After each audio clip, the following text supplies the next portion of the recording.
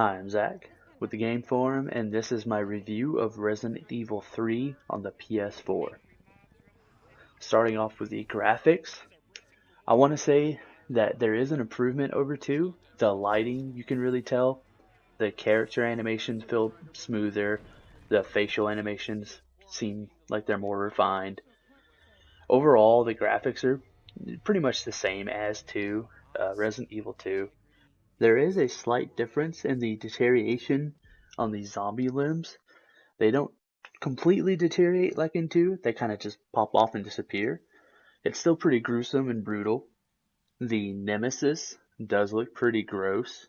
His face is kind of distorted and his nose is sideways. So that really helps with the tension, having him look the way that he does. The hunter monsters look unique. There's these specific zombies called the Paleheads that are pretty scary and remind me of the Regenerators in Resident Evil 4. For the audio, there's not much of a difference. Not having Mr. X's footsteps in the background really does kind of suck. You can't really hear Nemesis other than when he screams stars, but it's so like linear that after your first playthrough, which this is a short game, you kind of learn to expect it. Now, moving on to the characters, this is where the game really shows its flaws. Jill is okay. There's nothing really special about her. Carlos, on the other hand, is very annoying. And then Mikhail, the little bit that he's in the game, he's okay. Other characters they make an appearance. Brad is in it, very small parts, but overall the dialogue between Jill and Carlos I found very annoying and just flat. Carlos was kind of a douchebag, and Jill, was like not having it, and it didn't fit in the Resident Evil game that I was playing. The little bit that Tyrell was in the game, in the later half of the game, I enjoyed his character. He was funny. I liked him. Now moving on to the gameplay, I do enjoy this more than Resident Evil 2. Even though it is shorter, I do like how you can just replay and replay and replay, and there's different rewards that you can unlock with the shop, which you are able to purchase from the shop after you beat the game for the first time. And you have to hit these certain records, which are pretty easy. Some of them are difficult, but there's a lot that are easy to do. They just take some grinding. But luckily, this game is actually really fun to replay over and over again. And as you beat it, you unlock more difficulties. There's assisted, standard, hardcore, nightmare, and then inferno. Nightmare is interesting because it buffs the enemies, but it also moves item location and enemy location, so it changes up the game completely. I felt like the pacing was pretty good. Nothing felt unwarranted, and I know that there was some chunks of the original Resident Evil 3 that were not involved in this one. Fortunately, I never played the original Resident Evil 3, so I didn't really feel like I was missing anything. I just had a very short, contained experience that I did enjoy. With some of the unlocks, you can get a infinite pistol, infinite ammo machine gun, infinite ammo rocket launcher, and you can actually use those on your next playthrough. So if you were to beat it on standard, unlock enough points to buy the pistol, you can bring that onto another run on assisted to gather some more kills, get some more scores up, and then buy the infinite rocket launcher. And then you can go on a hardcore playthrough and use that infinite rocket launcher. And I was actually able to beat Resident Evil 3 campaign on hardcore in less than an hour and 45 minutes. The boss fights, while pretty trivial, were actually kind of fun.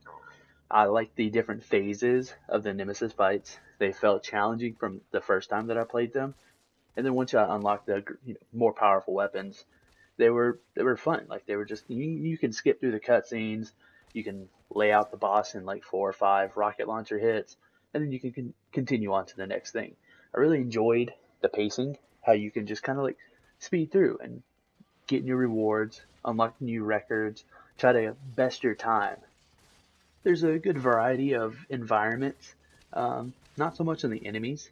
They're pretty similar. You go from the city streets to the sewers.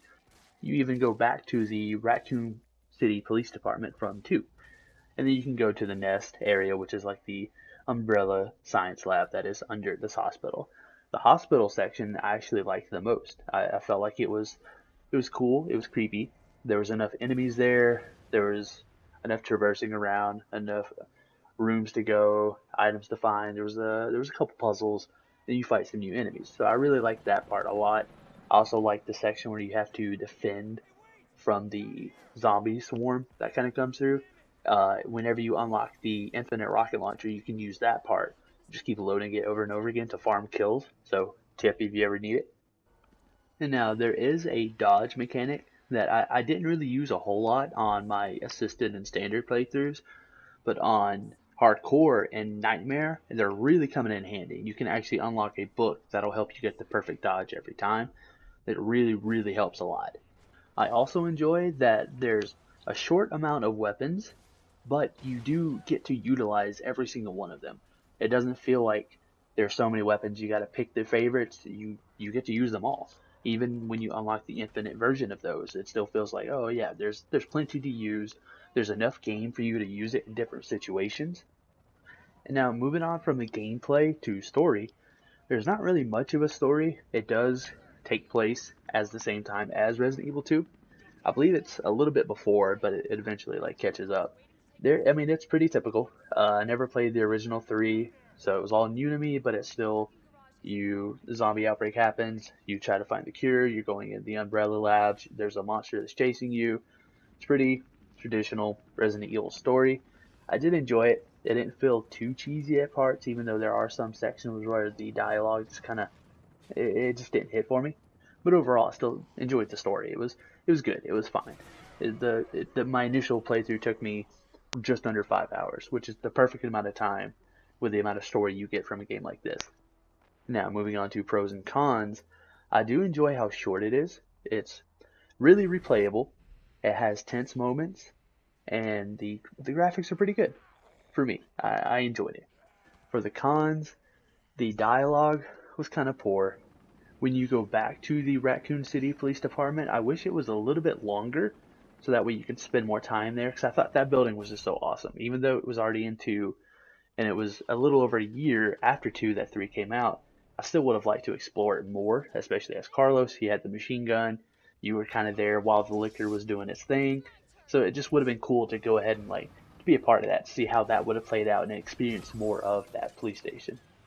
Alright, that's my review for Resident Evil 3.